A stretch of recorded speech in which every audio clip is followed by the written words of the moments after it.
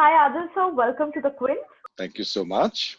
So Pariksha talks about a faulty education system, which boils down to caste. Even during lockdown, it's the same story. With online classes becoming the new normal, most kids from financially weak backgrounds can't even attend classes as they don't have access to internet, mobile phones. Even though the film was shot before the pandemic, do you think it rings true now? Absolutely. So, one part of the fact is that we had been totally blind. We, in a sense, I'm including the civil society, including the affluent people, including the billionaires and millionaires who live in this country.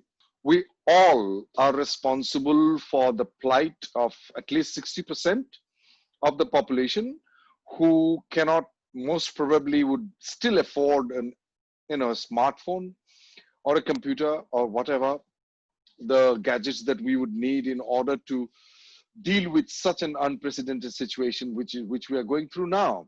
So we've been blind for the last 70 years, 72, 73 years. And according to me, these are the very, very fundamental problems which we should have solved many years ago. And then only we would have the audacity to claim that we are a developing country and we want to become a superpower, economical superpower, and all that we keep telling people and trying to sort of, I don't know why we say that in the first place. If 50% of our countries cannot access normal education, which is such a tragedy.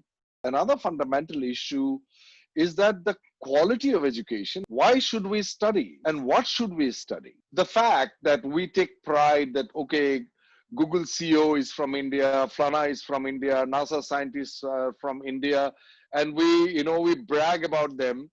But it's a shame that they're there and they're not here. It's a shame that India could not facilitate, or given them a field to run wild and experiment. I had been given a job in 1997 as an artistic director of a theater company in Amsterdam.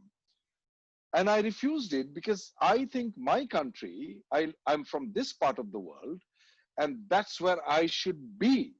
I'm not saying people, those who leave India and go away, because everybody has their own tendencies and temperament is fine, but it should not be, they should not leave India because they do not have the facilities. But the other point I want to make is the what education should be. We had been left with the leftover of British education system, and they educated us in order to run their machinery. I think we need a fundamental and radical shift from the idea of education. The education ministers of all the states should read Sri Aurobindo's education policy. It is one of the finest that I have ever read, that what India should do with the children, that how each and every children is different and they must be nourished and facilitated according to their own personal interest and temperament. About the British making the system, they have Yeah, also made it the English speaking system, exactly. right? So, we in India are obsessed with English language.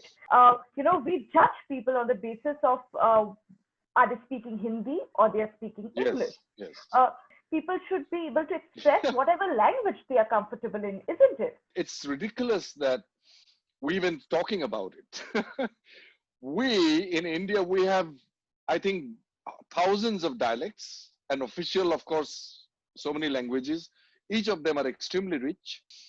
And Tagore wrote in Bengali, for God's sake, has gotten a Nobel Prize. So I am surprised that we look down at people who cannot speak in English, which is, I think that's like the most ludicrous and ridiculous and ignorant, I would say, most ignorant attitude of anybody you can have. This is very strange, like National School of Drama, which I am so proud of. But there are certain directors who are invited from outside to come and do their plays. They always come in, I mean, always, at least in our time, it has changed over the years now because we protested so hard. and you are from Assam, someone is from Nagaland, someone Manipur, Tamil Nadu, from non-Hindi speaking belt, and they would actually cast the Hindi speaking actors in the lead roles. So I was the first one. I said, no, it cannot be. This is an academic situation. We are not trying to make a hit play. We're trying to understand and learn theater. This is not a place where careers are made. It's a place where we learn craft. So do not do this to us. I was given the first ever, like, a big role in NSD while I was a student by Mr. Robin Das, who is a Odia. And I was also scared. Oh my God, I have to do it now. So I got all the small roles till 1.5 years in NSD. So yeah, so that I faced a lot. But thankfully, nowadays I don't, because I guess I managed to speak the language decently enough for people to accept me. This is the recent debate that everybody is talking about, the insider and outsider debate. Have you ever faced this feeling of you being an outsider and being treated like like that?